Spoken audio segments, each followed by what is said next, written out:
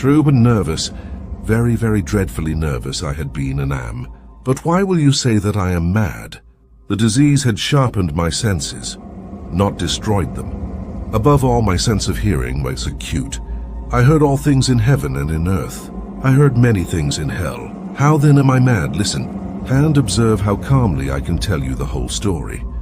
It's impossible to say how the idea first entered my brain. Once conceived, it haunted me day and night. Object there was none, passion there was none. I loved the old man. He had never wronged me. He had never given me insult. For his gold I had no desire. It was his eye, yes, that eye. A pale blue eye with a film over it, like that of a vulture. Whenever it fell upon me, my blood ran cold. And so by degrees I made up my mind to take the life of the old man, and thus rid myself of the eye forever. Now this is the point. You fancy me mad. Madmen know nothing. But you should have seen me. You should have seen how wisely I proceeded, with what caution met with what foresight, with what dissimulation I went to work. I was never kinder to the old man than during the whole week before I killed him. Every night about midnight, I turned the latch of his door and opened it, oh so gently. Then, when I had made an opening sufficient for my head, I put in a dark lantern, all closed so that no light shone out, and then I thrust in my head. Oh, you would have laughed to see how cunningly I thrust it in. It took me an hour to place my whole head within the opening so far that I could see him as he lay upon his bed. Would a madman have been so wise as this?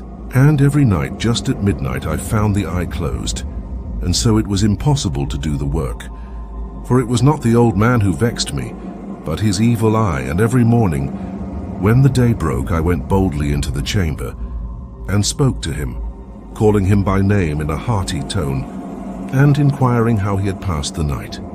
So you see, he would have been a very shrewd old man indeed, to suspect that every night just at 12, I looked in upon him while he slept. Upon the 8th night, I was more than usually cautious in opening the door. A watch's minute hand moves more quickly than did mine. Never before had I felt the extent of my own powers, of my sagacity. To think that there I was, opening the door little by little, and he not even to dream of my secret deeds or thoughts. I chuckled at the idea, and perhaps he heard me. For he moved on the bed suddenly as if startled. Now you may think I drew back, but no. His room was as black as pitch, for the shutters were close fastened, through fear of robbers, and so I knew he could not see the opening of the door, and I kept pushing it on. Steadily, steadily, when I had my head within the room, my thumb slipped upon the tin fastening of the lantern, and the old man sprang up in bed crying out, "Who's there?" I kept quite still and said nothing. For a whole hour I did not move a muscle, and in the meantime I did not hear him lie down. He was still sitting up in the bed, listening just as I have done night after night, hearkening to the death watches in the wall. Presently, I heard a slight groan, and I knew it was the groan of mortal terror. It was not a groan of pain or of grief, and oh no, it was the low stifled sound that arises from the bottom of the soul when overcharged with awe. I knew the sound well. Many a night, just at midnight, when all the world slept, it has welled up from my own bosom, deepening with dreadful echo the terrors that distracted me. I knew what the old man felt, and pitied him, although I chuckled at heart. I knew he had been lying awake ever since the first slight noise, when he had turned in the bed. His fears had been ever since growing upon him. He was trying to fancy them causeless, but could not.